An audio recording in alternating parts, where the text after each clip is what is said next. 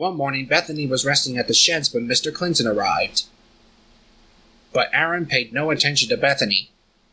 He remembered the last time it was April Fool's Day.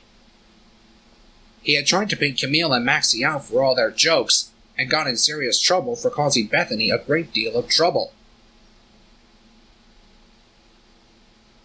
He didn't like anyone bringing up his past. Soon Bethany was coupled up to the freight cars and sent off on her journey. At first the freight cars behaved well. Bethany was making her way past the junction and was sure she could reach the harbor.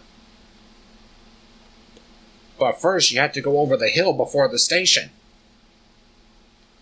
She somehow caused a very bumpy ride because of her issues with freight cars, and they were going to get back at her for biffing them too hard.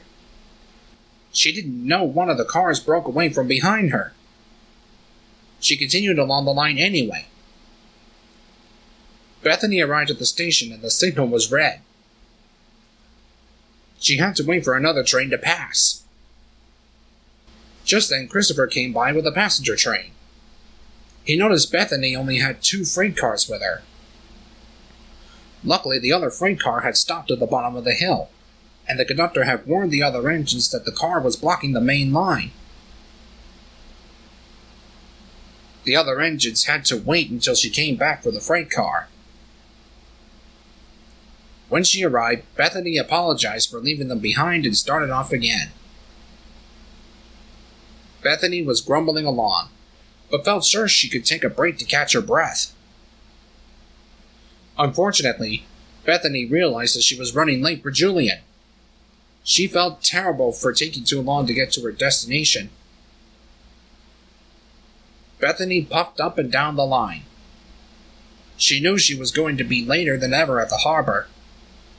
All the loads were very heavy, but Bethany didn't care. She was going to be on time.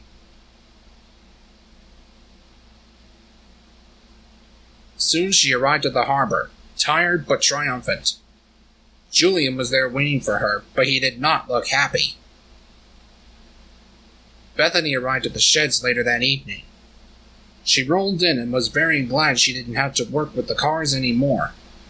She thinks it's quite enough for one day.